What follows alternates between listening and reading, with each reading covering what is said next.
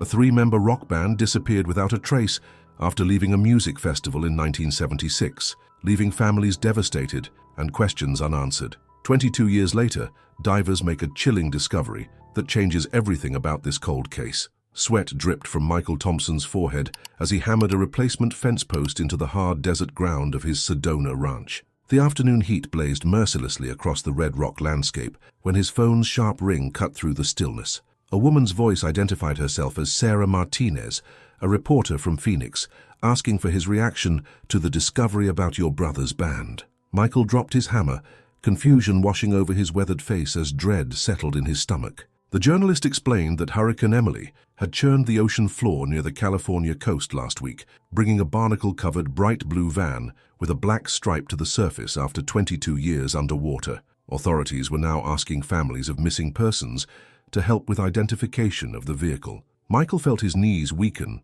as the reporter described the van's distinctive features. The color, the stripe, even the approximate year matched perfectly with his memories of that terrible August day in 1976. His hands began trembling as he recognized the vehicle's description, the same bright blue van with the distinctive black stripe that his younger brother David Thompson and his rock band Desert Wind had driven away from the Cosmic Harmony Festival. They had loaded their equipment after their final performance, waved goodbye to the crowd, and disappeared forever. Michael had been 23 then, working construction while David chased his musical dreams. The van had become a symbol of both hope and heartbreak for their family. Marine biologist Jennifer Davis had been conducting routine post-hurricane surveys when her research vessel's sonar detected the large metallic object resting on a shallow reef. The van had been perfectly preserved by cold ocean currents and protected from stronger waves by its sheltered position behind a natural rock formation. Davis told authorities she initially thought it was recent debris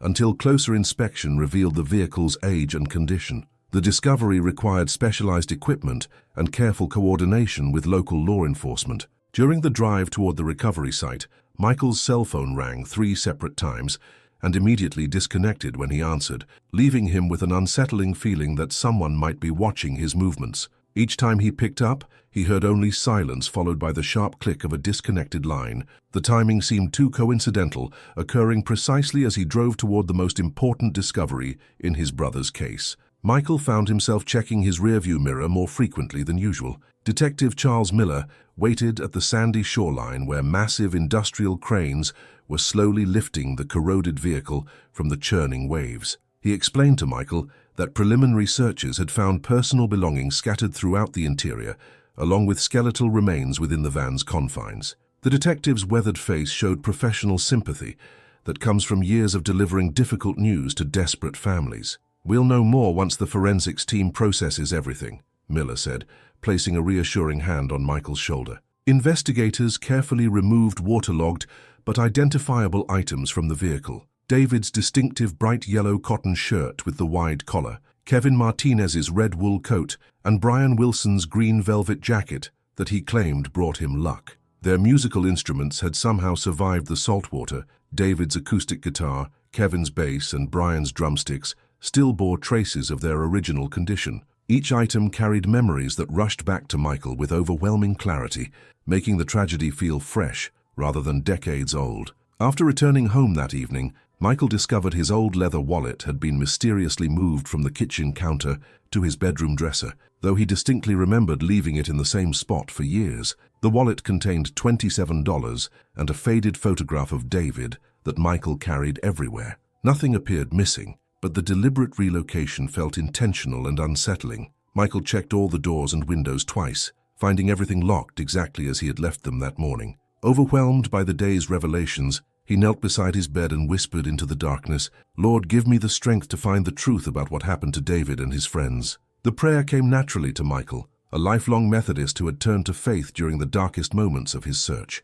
Tonight felt different, as if the discovery had opened a door sealed for too long. He prayed for wisdom, protection, and courage to face whatever truths might emerge from the investigation ahead. The forensic team's preliminary examination confirmed that the van had been deliberately driven into the ocean rather than accidentally crashed, evidenced by the driver's door being found open and the complete absence of collision damage. Detective Miller explained that the van's engine had been running when it entered the water, based on saltwater damage patterns and the gear shift position. This ruled out the possibility that the vehicle had been pushed off a cliff. Someone had been behind the wheel, but their identity remained unknown. Before going to bed, Michael called Patricia Young, who had organized the original festival and still lived near Sedona's town center. She remembered seeing the band loading their equipment after their Saturday night performance, but couldn't recall specific conversations before their departure. They seemed happy, Patricia told him, her voice carrying 2 decades of wondering. David was talking about their next gig in Los Angeles. Nothing seemed wrong, Michael. They were just 3 young men chasing their dreams like so many others that weekend. Sleep came reluctantly, as Michael couldn't shake the feeling that someone was watching his house from the darkness outside. And tomorrow would mark the beginning of the search for answers that had consumed him for over 2 decades. The van's discovery represented both hope and terror.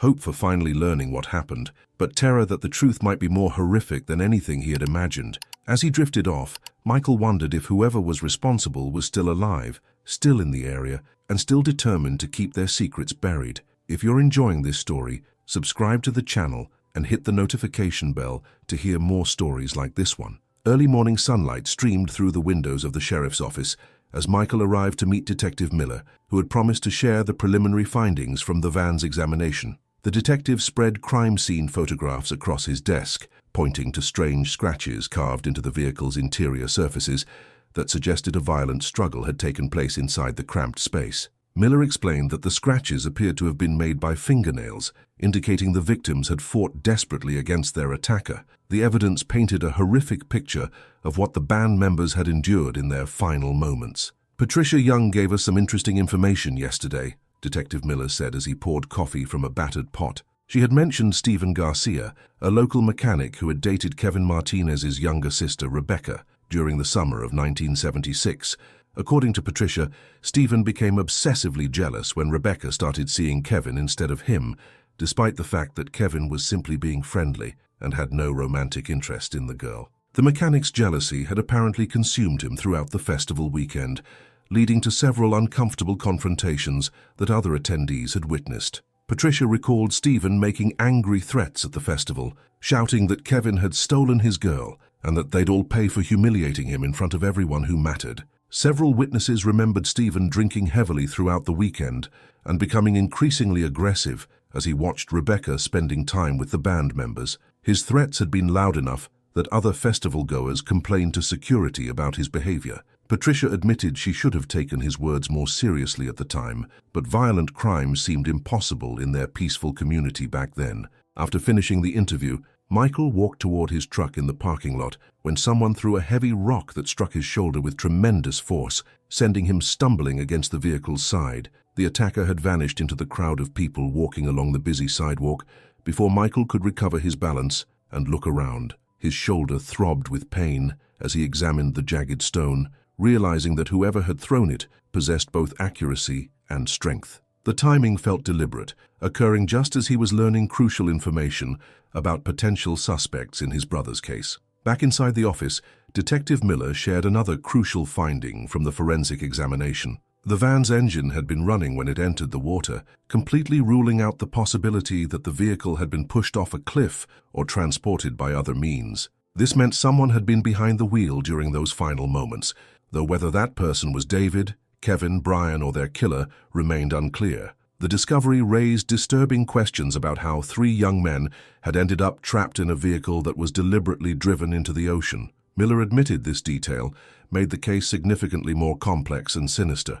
Later that afternoon, Michael visited the original festival grounds, which had been transformed into a modern shopping center, complete with chain restaurants and clothing stores. He found Harold Lewis, an elderly groundskeeper who had worked at the site since the early 1970s and remembered the band very clearly from that weekend. Harold mentioned casually that he had kept an eye on all the young folks during the festival, explaining that someone needed to make sure they weren't causing trouble or damaging property. His detailed recollections of that weekend seemed remarkably sharp for events that had occurred over 2 decades ago. Harold explained that he had lived in a small house directly across from where the band had set up their campsite, giving him a clear view of their activities throughout the entire weekend. He claimed to have noticed them arguing with several different people about money they owed for equipment and personal matters that seemed to upset them greatly. According to Harold, the arguments became more heated as the weekend progressed, with voices rising high enough that he could hear them clearly from his front porch. He described the band members as seeming nervous and scared during their final day at the festival. The forensic analysis of the van's interior had revealed 3 distinct blood types, confirming that all 3 band members had been injured during whatever violent incident had occurred before the vehicle entered the water. Detective Miller explained that the blood spatter pattern suggested the injuries had happened inside the van rather than beforehand, meaning the attack had taken place in the confined space where the victims couldn't escape. This evidence supported the theory that someone had forced them into the vehicle and then driven them to their deaths. The amount of blood found indicated that the injuries had been severe and likely fatal. During the drive home, Michael felt overwhelmed by the investigation's growing complexity and the disturbing details that were emerging about his brother's final hours. He pulled over at a rest stop and prayed softly, "Father, guide my steps through this darkness and help me understand what really happened to David and his friends." The weight of responsibility felt crushing as he realized that he might be the only person still fighting for justice after all these years. Michael asked for strength to continue the search, even as the evidence suggested that the truth would be more horrific than he had ever imagined. That evening, Michael's phone rang with the distinctive sound of heavy breathing on the other end, followed by a whispered voice that said, "Some truths should remain buried," before the line went dead with a sharp click. The call had lasted less than 30 seconds, but the message was clear and threatening. Michael tried calling back immediately, but the number showed as blocked on his caller identification system. The timing of the call, coming just hours after his meetings with Detective Miller and Harold Lewis, suggested that someone was monitoring his activities and didn't want him to continue his search for answers. Detective Miller had assured Michael that the DNA analysis on the blood samples would take several days to complete, but modern forensic techniques could potentially identify the perpetrator if their genetic profile was already in the law enforcement database system. The detective explained that many criminals from the 1970s had since been arrested for other crimes, meaning their DNA might now be on file. This possibility gave Michael hope that his brother's killer could finally be identified and brought to justice. However, Miller warned that the DNA might belong to someone with no criminal record, making identification much more difficult.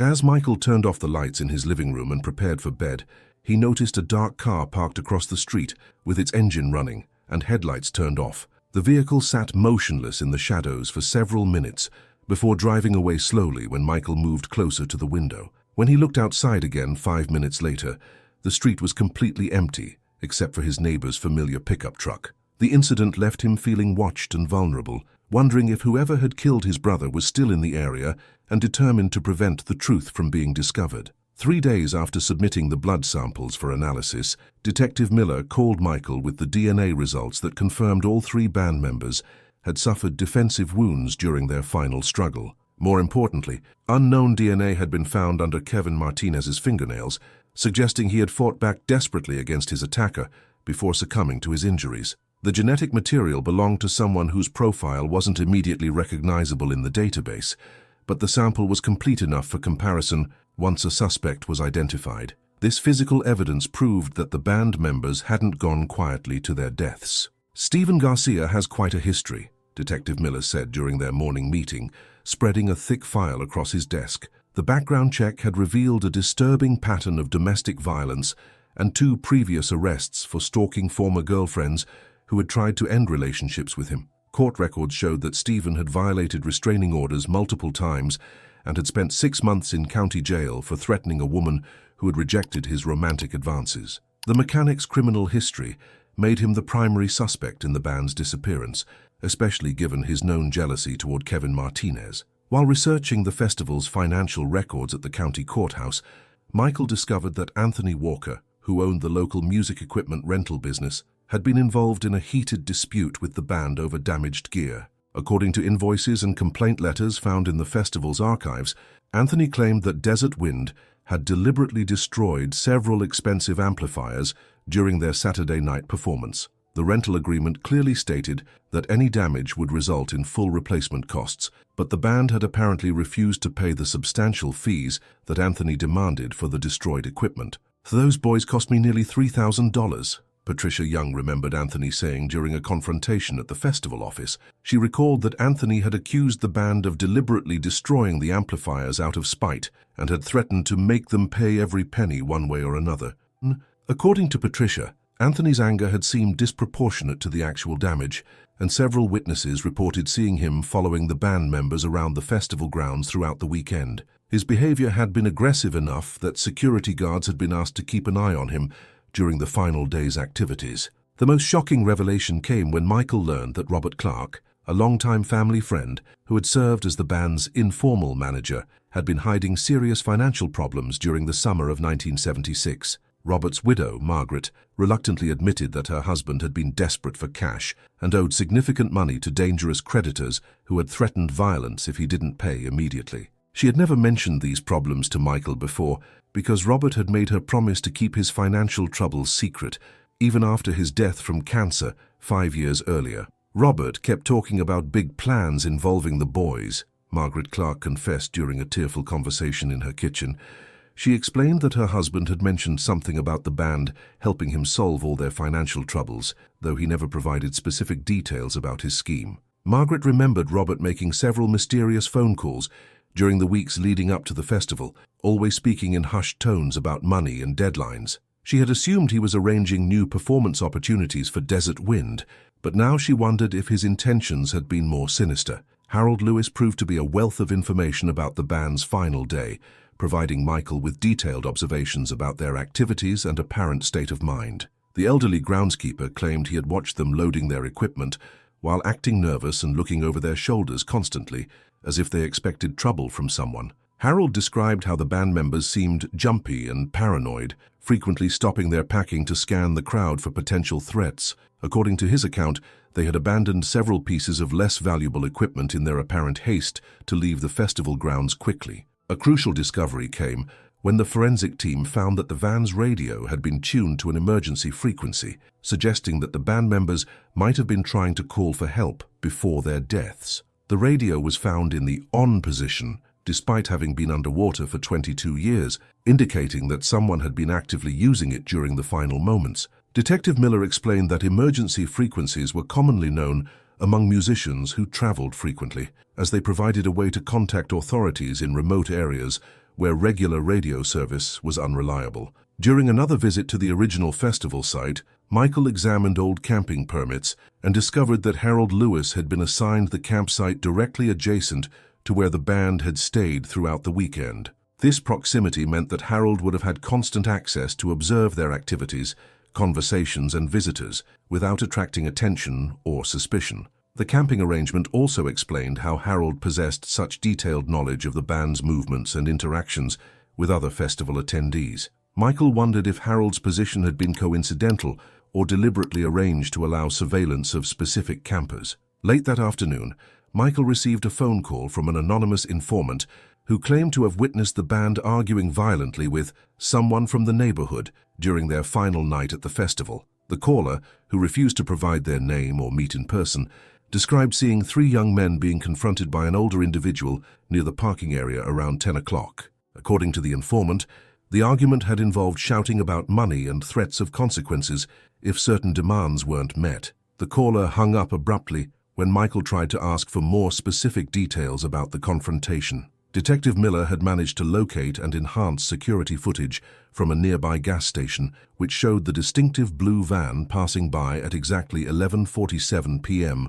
on the night of the disappearance. The grainy video revealed that the van was traveling at normal speed with its headlights on, suggesting that whoever was driving wasn't trying to avoid detection at that point. More importantly, the footage showed a second vehicle following approximately 50 yards behind the van, though the image quality was too poor to identify the make, model, or license plate of the pursuing car. This evidence confirmed that the band hadn't been traveling alone during their final journey. Exhausted by the day's revelations and feeling overwhelmed by the growing list of potential suspects, Michael knelt beside his bed and whispered a prayer into the darkness. Jesus, help me find justice for David, Kevin, and Brian, and protect me from whoever wants to keep this truth hidden. The investigation had revealed multiple people with strong motives for harming the band, but it had also created new questions about who could be trusted and what other secrets might still be buried. Michael prayed for wisdom to see through the lies and deception that seemed to surround his brother's disappearance. Enhanced analysis of the gas station footage revealed a second vehicle following the blue van at a careful distance, but the image quality remained too poor to identify the make or license plate number. The pursuing car maintained approximately 50 yards behind Desert Wind's van, suggesting deliberate surveillance rather than coincidental travel. Detective Miller explained that the trailing vehicle's headlights were dimmed, a technique commonly used by people who wanted to follow someone without being detected. This evidence confirmed that the band members had been deliberately pursued during their final journey toward the coast. Inconsistencies emerged when Michael examined Stephen Garcia's alibi for the night of the disappearance, as his claim to have been working late at the garage contradicted official time records. The mechanic had told police that he stayed until nearly midnight repairing a broken transmission, but the shop's punch clock showed he had left at 6:30 p.m. that evening. When confronted about the discrepancy, Stephen became defensive and claimed the time clock was broken,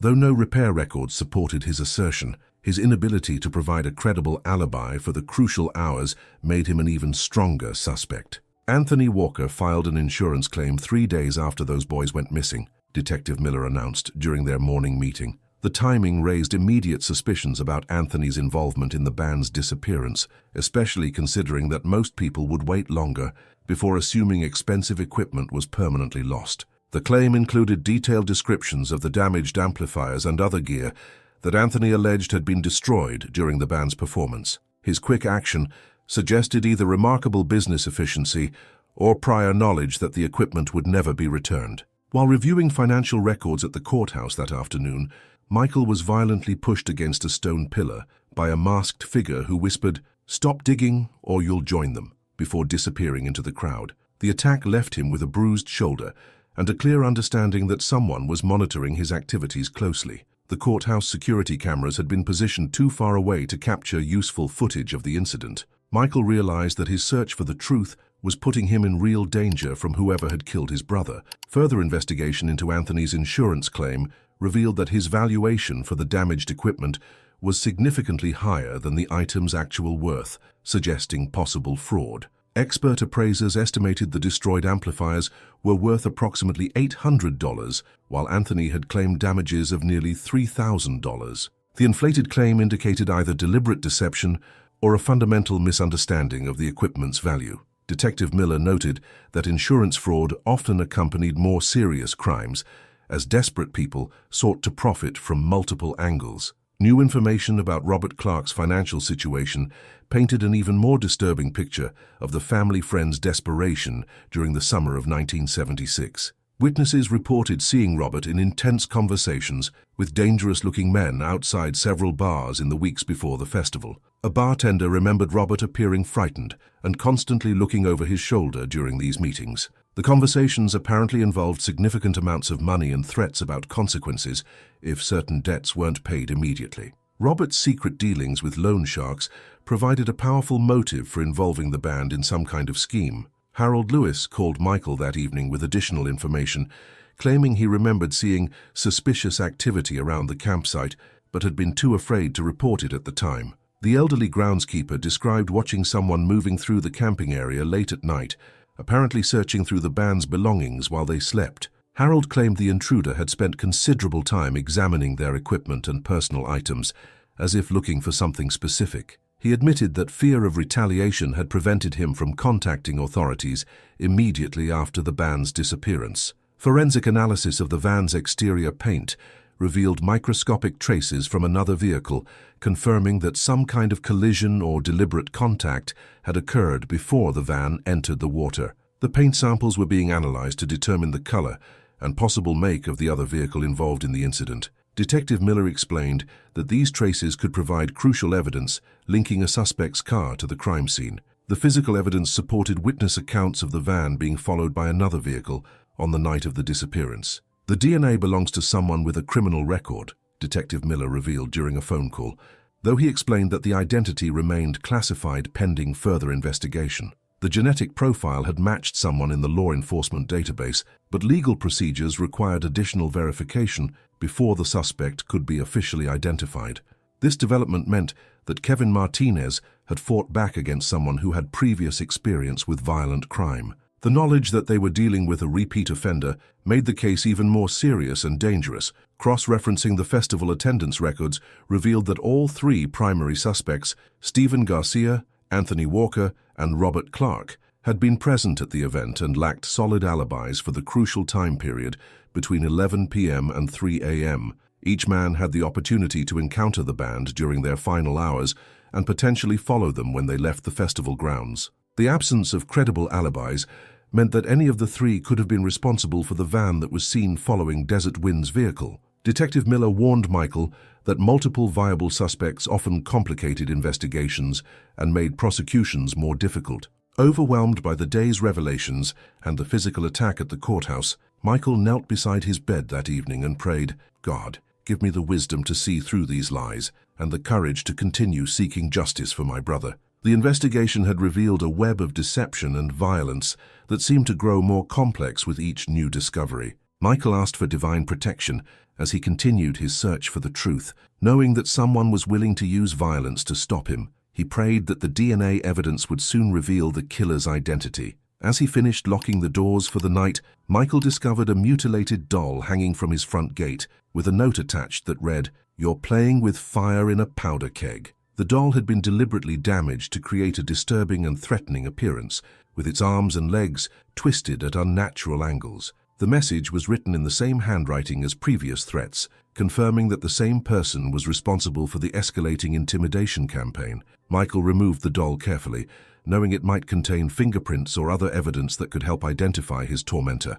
Hospital records provided the breakthrough that Detective Miller needed to eliminate Robert Clark from the list of suspects, as medical documentation confirmed he had been at his wife's bedside during her emergency childbirth on the night of the disappearance. Multiple witnesses, including doctors, nurses, and family members, verified that Robert had remained at the hospital from 8 p.m. until 6 a.m. the following morning. The birth had been complicated, requiring emergency surgery that kept Robert in the waiting room throughout the crucial hours when the band vanished. His alibi was ironclad and supported by official hospital logs that couldn't be falsified or manipulated. "Now we can focus on the real suspects," Detective Miller told Michael during their morning meeting, spreading files for Stephen Garcia and Anthony Walker across his desk. Both men possessed strong motives for harming the band and lacked credible alibis for the time period when Desert Wind disappeared from the festival. Stephen's jealousy over Rebecca Martinez and Anthony's financial dispute over damaged equipment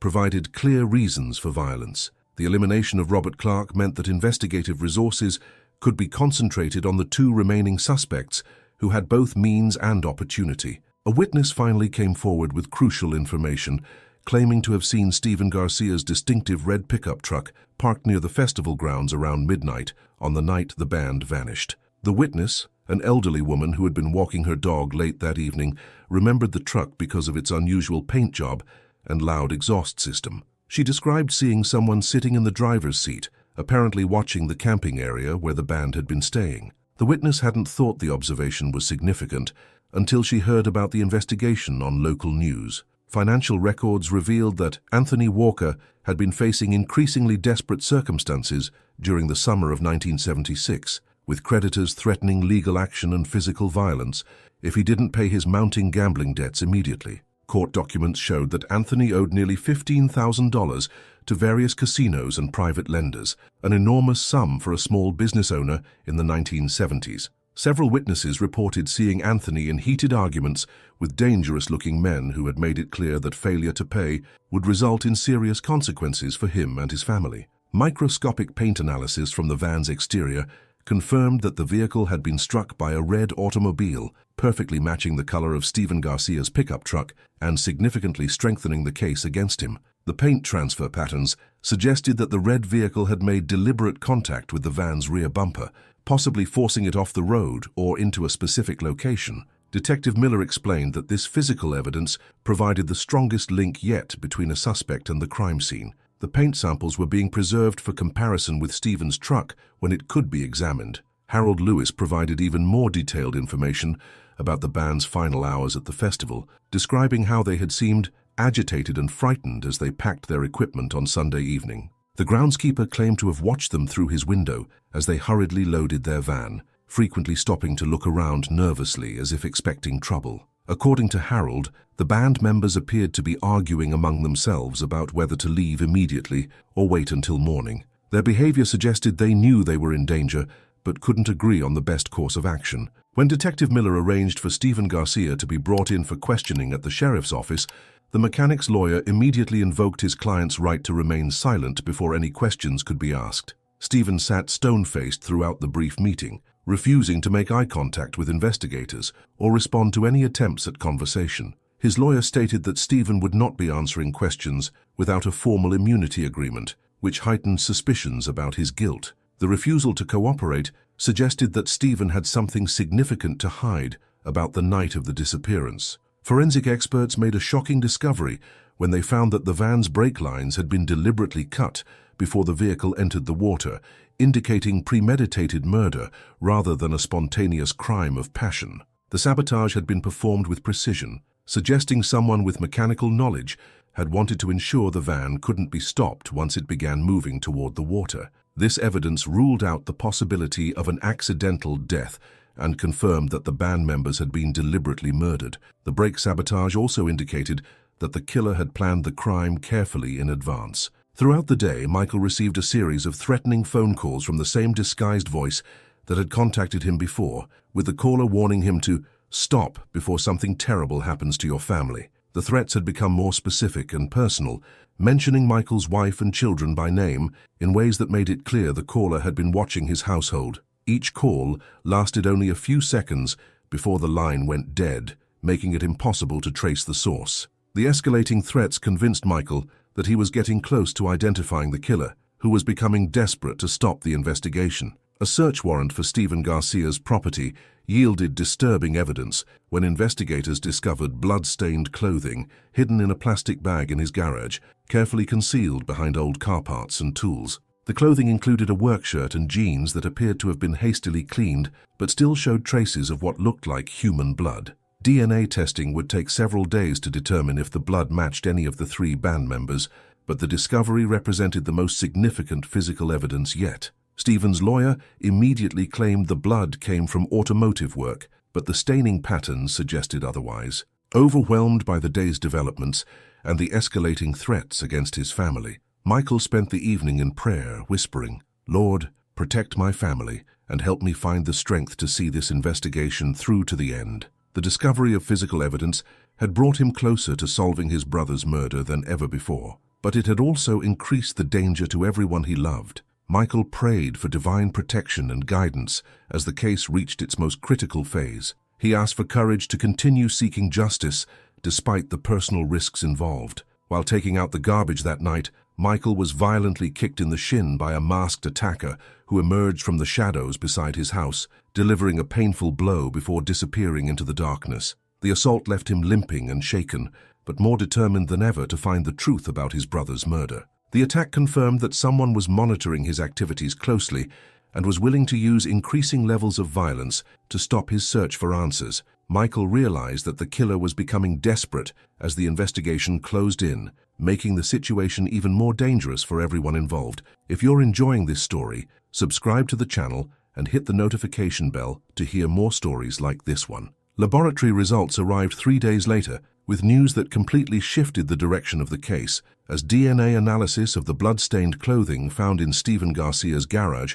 revealed it belonged to a deer he had legally hunted during the previous autumn. The blood spatter patterns and quantity were consistent with field dressing a large animal rather than human violence. Stephen's hunting license and game tags confirmed he had killed a buck on his property in November, explaining the presence of blood on his work clothes. This evidence completely cleared him of suspicion in the band's disappearance and forced investigators to focus elsewhere. "Anthony Walker is our only remaining suspect," Detective Miller announced during their meeting, spreading the businessman's file across his desk with obvious frustration. The elimination of Stephen Garcia meant that the equipment rental owner was now the primary person of interest, given his financial desperation and direct connection to the band through the damaged amplifiers. Anthony's mounting gambling debts and threats from creditors provided a clear motive for desperate action. The case had narrowed to a single suspect, but proving his guilt would require finding concrete evidence linking him to the murders. Witness statements revealed that Anthony had been seen arguing violently with the band members about payment for the damaged equipment on multiple occasions throughout the festival weekend. Several people remembered him shouting that the band owed him money and that he would take what they owed him one way or another if they refused to pay. The arguments had become increasingly heated as the weekend progressed, with Anthony following the band members around the festival grounds and confronting them publicly. His aggressive behavior had made other attendees uncomfortable and drawn attention from security personnel. A forensic accounting examination of Anthony's business records revealed several large cash deposits made in the weeks immediately following the band's disappearance, despite his claims that his rental business was failing financially. The deposits totaled nearly $4,000 and came from unexplained sources that Anthony couldn't account for when questioned by investigators. Bank records showed that Anthony had been overdrawn on multiple accounts before the festival, but suddenly had significant cash flow afterward. The timing and amount suggested that Anthony had acquired money through means connected to the band's disappearance.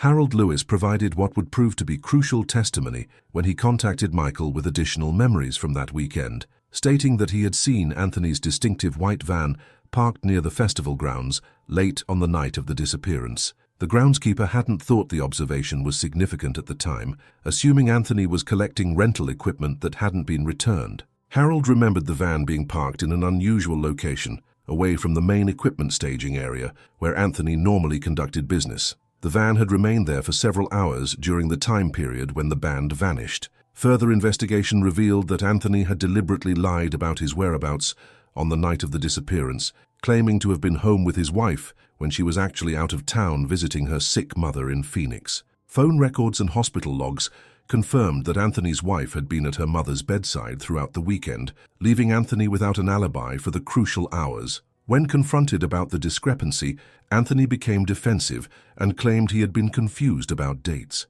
His inability to provide a credible alibi strengthened the case against him significantly. Background research into Anthony's personal history uncovered a disturbing pattern of violent behavior that had been carefully concealed from public view, including 2 previous assault charges that had been quietly settled out of court. Court records showed that Anthony had attacked a customer who had disputed charges for damaged equipment in 1974 and had assaulted a business competitor in 1975. Both incidents involved disputes over money and had resulted in serious injuries to the victims. The pattern suggested that Anthony was capable of extreme violence when financial pressure mounted, particularly when he felt cheated or threatened. Detective Miller obtained a search warrant for Anthony Walker's property and business premises, but explained that the search would have to wait until the following day, due to legal procedural requirements that couldn't be waived. The delay frustrated Michael, who felt that every hour gave Anthony more time to destroy evidence or flee the area. Miller assured him that Anthony was being watched carefully and wouldn't be able to leave town without being detected. The anticipation of searching Anthony's property created tension as the investigation reached what appeared to be its critical phase. That evening, while walking to his mailbox, Michael was confronted by a masked figure who shoved a threatening note into his hands before disappearing into the darkness between the houses. The note, written on paper stained with what appeared to be blood, read, "You're playing with fire in a powder keg," in the same handwriting as previous threats. The attack happened so quickly that Michael couldn't get a clear look at his assailant. Though the person's size and movement suggested it might be Anthony Walker, the escalating threats indicated that the killer was becoming increasingly desperate as the investigation closed in. The most damning evidence came when forensic analysis of the van's interior revealed Anthony Walker's fingerprints on the driver's side door handle, placing him definitively at the scene of the crime during the band's final hours. The prints were clear and uncontaminated, indicating they had been left recently rather than during normal business interactions. This physical evidence provided the strongest link yet between Anthony and the murders, confirming that he had been inside the van when the band members died. The fingerprints would be crucial evidence in any prosecution that followed. Overwhelmed by the mounting evidence against Anthony and the personal danger he was facing, Michael spent considerable time in prayer that night asking, "Father, be with me in this dark hour as we get closer to the truth about what happened to David and his friends." The investigation had revealed a killer who was willing to use violence to protect his secrets, and Michael knew that the final confrontation could be dangerous. He prayed for wisdom, courage, and divine protection as the case approached its resolution. The weight of responsibility for finding justice felt heavier than ever before. As Michael prepared for what he hoped would be the final phase of the investigation, he was attacked again while walking to his mailbox, this time by a masked figure who pinched his leg violently before disappearing into the darkness. The assault was brief but painful, leaving Michael with a clear understanding that Anthony was monitoring his activities and was willing to escalate his threats to physical violence. The proximity of the attacks to his home made Michael realize that his family was also in danger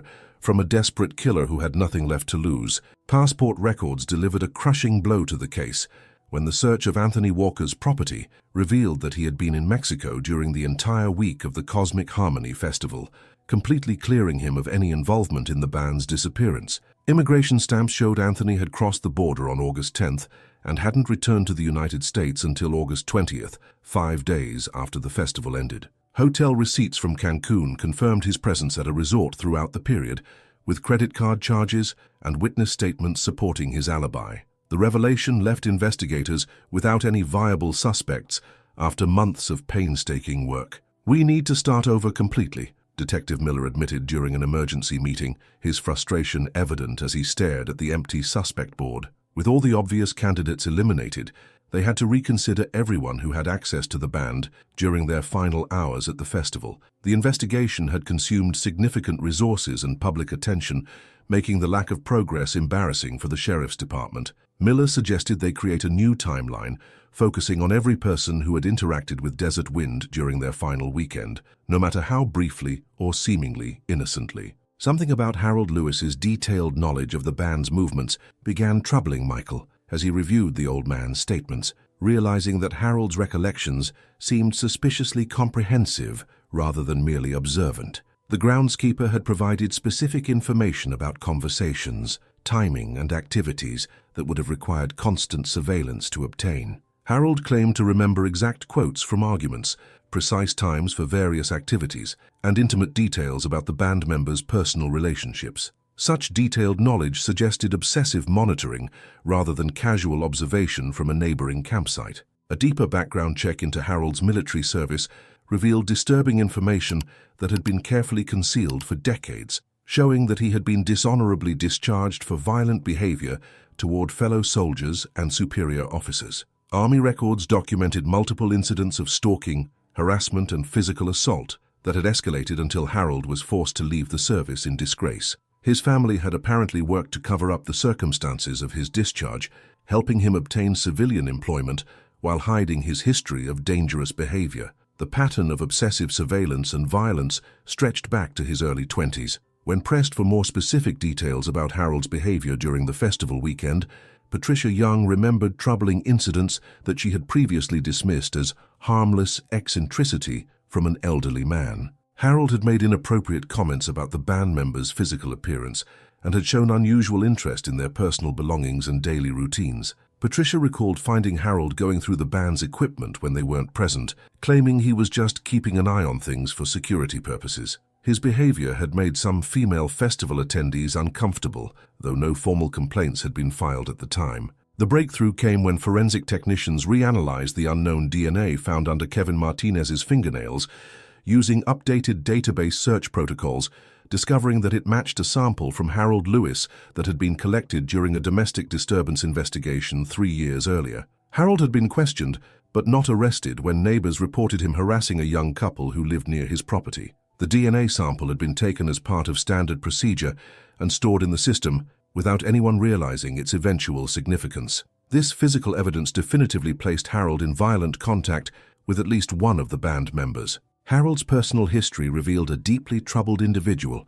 who had been living alone since 1975 after his elderly mother's death, developing an obsessive fixation on young musicians who represented the freedom and success he had never achieved in his own life. Neighbors described him as increasingly isolated and bitter, spending hours watching young people from his windows and making disturbing comments about their lifestyle choices. Harold appeared to resent anyone who possessed the youth, talent, or opportunities that he felt had been denied to him. His obsession with the band had apparently escalated from surveillance to violence when they rejected his attempts at contact. Confronting Harold directly at his home, Michael presented the DNA evidence and witness testimony that connected the old man to the band's disappearance, watching as Harold initially denied involvement but became increasingly agitated when faced with irrefutable proof. Harold's denials grew more frantic and contradictory as Michael methodically presented each piece of evidence linking him to the crime. The confrontation took place on Harold's front porch, where the old man's nervous behavior and defensive posture suggested guilt even before he began making verbal admissions. His attempts to explain away the evidence became increasingly desperate and implausible. A court-ordered psychological evaluation revealed Harold to be a deeply disturbed individual with a documented history of violent fantasies and an obsessive need to control those he perceived as having better lives than his own circumstances allowed. The psychiatrist's report described Harold as suffering from chronic depression, social isolation, and pathological envy that had festered for decades without proper treatment. His fantasies involved punishing successful young people for their advantages, while positioning himself as a moral authority who decided their fate. The evaluation concluded that Harold was capable of extreme violence when his delusions were challenged or threatened. During their second meeting that afternoon, Harold approached Michael in the courthouse parking lot and pinched his leg violently while whispering, "You should have left the past buried where it belongs," before quickly walking away toward his truck. The brief assault confirmed Harold's willingness to use physical violence against anyone who threatened to expose his secrets, even in a public location where witnesses might observe his behavior. The attack also demonstrated Harold's deteriorating psychological state as pressure from the investigation mounted. Michael realized that Harold was becoming increasingly desperate and unpredictable as his carefully hidden crime faced exposure. Overwhelmed by the revelation that a seemingly harmless elderly neighbor had been responsible for his brother's murder, Michael spent considerable time in prayer that evening, asking, "Jesus, help me do what's right, and give me the courage for whatever confrontation lies ahead." The knowledge that Harold had been living freely in the community for 22 years, while David, Kevin, and Brian lay dead, filled Michael with anger and determination to see justice served. He prayed for strength to control his emotions and wisdom to handle the dangerous situation that was developing.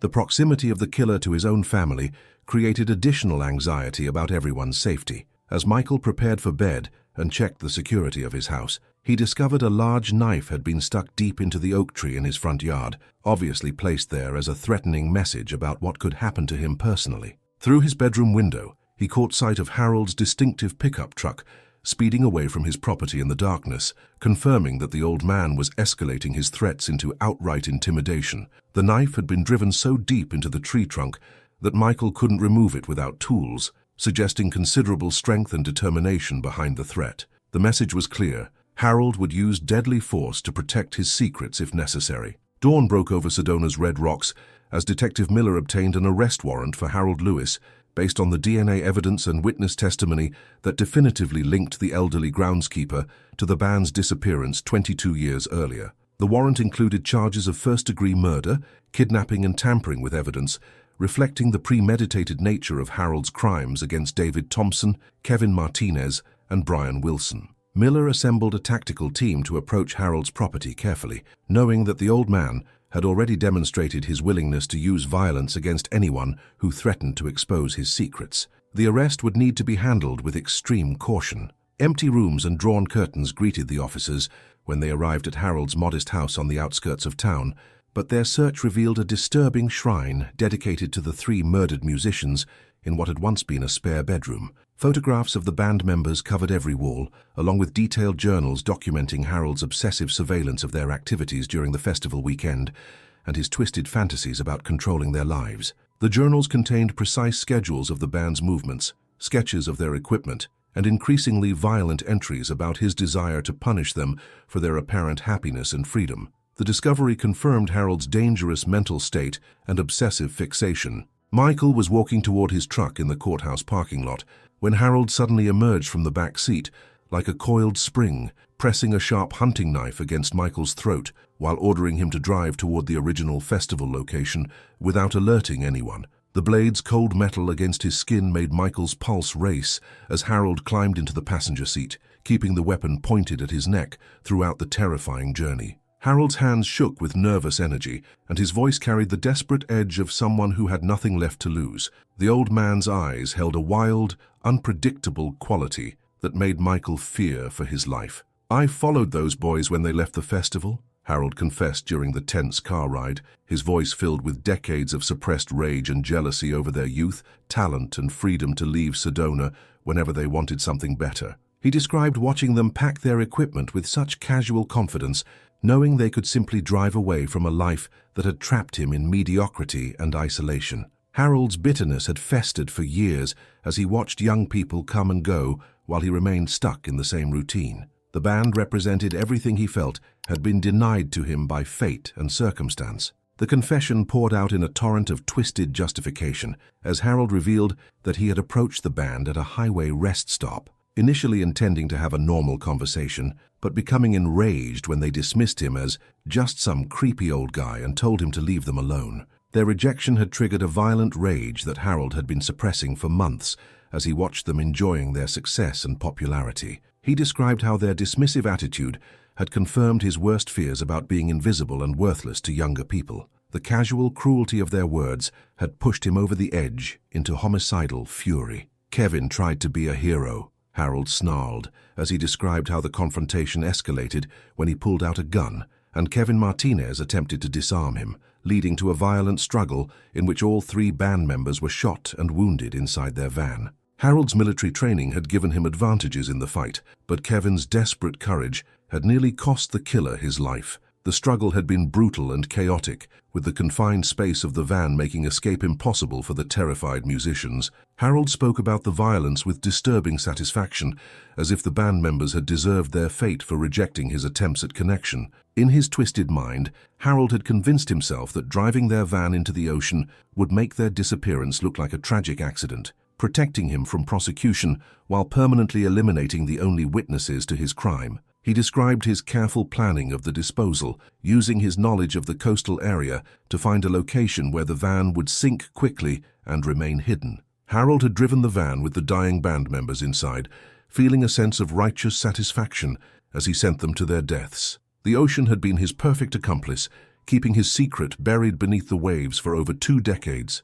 "I thought it was over forever," Harold explained with bitter regret, describing how he had spent 22 years believing his secret was completely safe until Hurricane Emily brought the van to the surface and threatened to expose his carefully hidden crime to the world. The discovery had shattered his sense of security and forced him to take increasingly desperate measures to prevent his identification as the killer. Harold had watched the news coverage with growing panic, realizing that modern forensic techniques could connect him to the murders through evidence he had never considered. The hurricane had been like a hand reaching up from the past to drag him into the light. Sirens wailed across the desert landscape as Detective Miller and his tactical team surrounded the festival location, having tracked Michael's cell phone to the remote area just as Harold was forcing him toward a cliff overlooking the deep canyon below. The police had been monitoring Michael's movements since Harold's disappearance, knowing that the desperate killer would likely target the man who had exposed his crime. Miller coordinated the response carefully,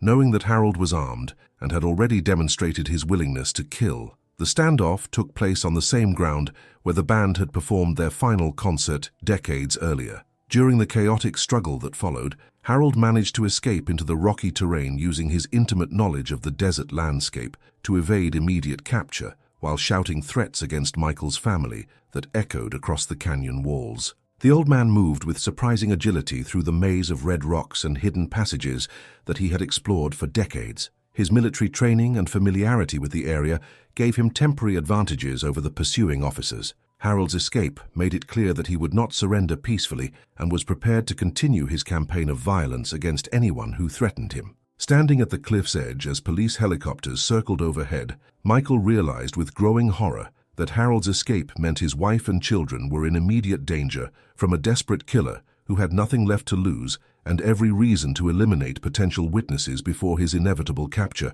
The threats Harold had made were specific and personal, suggesting that he had been watching Michael's family and knew their routines and vulnerabilities. The killer's military background and demonstrated capacity for violence made him extremely dangerous to anyone he perceived as an enemy. Michael's pursuit of justice had put everyone he loved at risk. As police helicopters searched the vast desert landscape and ground teams combed through the rocky terrain, Michael felt a growing dread that this confrontation was far from over and that Harold would likely attempt to make good on his threats before allowing himself to be captured or killed. The killer had survived for 22 years by being patient and calculating, qualities that made him even more dangerous now that he was cornered. Harold's intimate knowledge of the area and his military training gave him significant advantages in evading capture. Michael knew that the next few hours would determine whether justice would finally be served or whether Harold would claim more innocent victims. Racing toward his ranch with police escorts, Michael discovered that Harold Lewis had taken his wife Sarah hostage inside their barn, barricading himself behind hay bales while demanding safe passage out of Arizona in exchange for her life. The killer had somehow reached the property ahead of the search teams, using back roads and his knowledge of the local terrain to avoid police checkpoints. Harold's truck was parked behind the barn, positioned for a quick escape if his demands were met. The barn's thick wooden walls and single entrance made it nearly impossible for officers to approach without endangering Sarah's life. Harold's desperate gambit represented his final attempt to avoid capture and punishment for his crimes. Phone lines crackled with tension as Detective Miller coordinated with FBI negotiators who established contact with Harold, but the unstable killer seemed to be deteriorating psychologically with each passing hour of the standoff. Harold's voice alternated between calm calculation and manic rage as he spoke with the negotiators, making it difficult to predict his next move. The killer's military training made him dangerous, even in a cornered position, as he understood tactical situations and police procedures. His mental state appeared to be fragmenting under the pressure of his exposure and capture. The negotiators worked carefully to keep him talking, while SWAT teams positioned themselves around the barn. "I want $50,000 and a helicopter," Harold shouted into the phone, before changing his demands to a car and safe passage to Mexico, then requesting bizarre acknowledgement from authorities of his superior intelligence in hiding the crime for over 2 decades. His demands became increasingly irrational and contradictory, suggesting that his grasp on reality was slipping as the situation intensified. Harold seemed more interested in having his criminal cleverness recognized than in actually escaping, revealing the narcissistic personality that had driven him to murder. The shifting demands made negotiation nearly impossible, as Harold couldn't maintain focus on any single goal. His deteriorating mental state made him increasingly unpredictable and dangerous. Against the strong objections of Detective Miller and the FBI team, Michael volunteered to enter the barn alone to negotiate directly with Harold, believing that his personal connection to the victims might reach whatever humanity remained in the killer's twisted mind. Michael argued that Harold's obsession with the band made him the only person who could potentially establish meaningful communication with the desperate killer. The negotiators worried that Harold's hatred for Michael could trigger immediate violence, but they were running out of options as the standoff dragged on. Michael's determination to save his wife and find final closure for his brother's murder overrode his fear for his own safety. Shadows filled the barn's interior as Michael entered slowly with his hands raised, finding Harold holding Sarah at gunpoint while ranting about how the band members had looked down on him and deserved their fate for treating him with disrespect and cruelty. Harold's eyes held a wild, unfocused quality that suggested complete disconnection from reality and normal human empathy. He described David, Kevin, and Brian as arrogant and entitled, convinced that their dismissive attitude had justified their murder. Harold's voice carried decades of accumulated bitterness and resentment toward anyone who possessed the youth and opportunities he felt had been denied to him. Sarah remained silent but alert, her eyes showing terror but also determination to survive. The killer's psychological breakdown intensified as he described in graphic and disturbing detail how he had watched each band member die, revealing a level of sadistic pleasure that shocked even the experienced negotiators who were listening through hidden microphones. Harold spoke about the murders with a combination of pride and regret, describing the victims' fear and pain as if he were recounting a favorite memory. His detailed recollections of their final moments suggested that he had replayed the murders countless times in his mind over the years. The graphic descriptions revealed Harold's complete lack of empathy and his enjoyment of others' suffering. Michael struggled to control his rage as he listened to the killer's disturbing confessions. Attempting to appeal to any remaining trace of conscience in Harold's mind, Michael tried to guide the conversation toward remorse and redemption, but the killer became violently enraged and struck Sarah across the face with his gun barrel. "Stop playing psychologist with me," Harold screamed, pressing the weapon against Sarah's temple while threatening to kill her immediately if Michael continued trying to reason with him. The blow left Sarah dazed and bleeding, but she remained conscious and defiant despite her terror. Harold's violent reaction confirmed that he was beyond reasoning and posed an immediate threat to Sarah's life. The situation had reached a critical point where negotiation was no longer possible. A single gunshot echoed across the ranch as a SWAT sniper took advantage of Harold's momentary distraction when he moved toward the barn window to check for approaching officers, ending the standoff with one precise shot that eliminated the threat to Sarah's life instantly. Harold collapsed immediately, the gun falling from his lifeless hand as Michael rushed to free his wife from her restraints. The sniper's bullet had struck Harold in the head, ensuring that he died instantly without the opportunity to harm Sarah in his final moments. Years of military and law enforcement training had prepared the sniper for exactly this type of shot.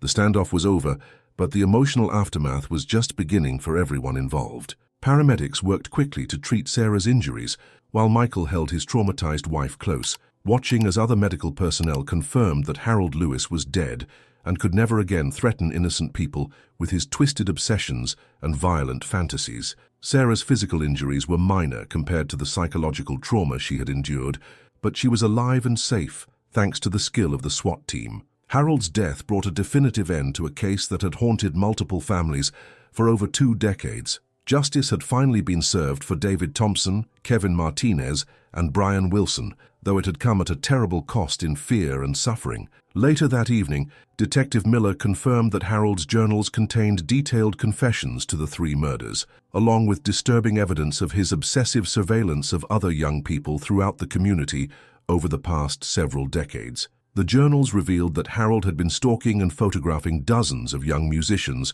college students, and festival attendees throughout the years, suggesting that the band members might not have been his only victims. Investigators would need months to review all of Harold's writings and determine whether other missing persons cases might be connected to his activities. The scope of Harold's obsessions was far greater than anyone had imagined, making his death a relief to the entire community. Sitting in his living room with Sarah resting safely in his arms, Michael whispered a prayer of profound gratitude into the quiet darkness. "Lord, thank you for giving me the strength to seek justice for David and his friends, and for protecting my family through this terrible ordeal." The prayer came from the deepest part of his heart, expressing both relief at Sarah's survival and gratitude for finally learning the truth about his brother's fate. Michael's faith had sustained him through the darkest moments of the investigation and the terrifying hours of the hostage situation. He thanked God for the courage to continue searching for answers, despite the personal danger it had brought to his family. As the night settled around them, Michael realized that while the pain of losing his brother would never completely disappear, God had used this terrible tragedy to bring closure not only to his own family, but also to the families of Kevin Martinez and Brian Wilson, proving that even in the darkest circumstances, divine purpose could emerge from human suffering. The investigation had revealed the truth that 3 families had desperately needed for over 20 years, allowing them to finally grieve properly and find peace. Michael understood that his brother's death had not been meaningless if it could help others find closure and prevent Harold from claiming additional victims. Faith had transformed his quest for revenge into a search for justice that honored the memory of 3 young men whose lives had been cut tragically short. If you like this story, please like the video, write in the comments where you're listening from, and don't forget to subscribe and hit the notification bell. I'll see you in the next story on our channel.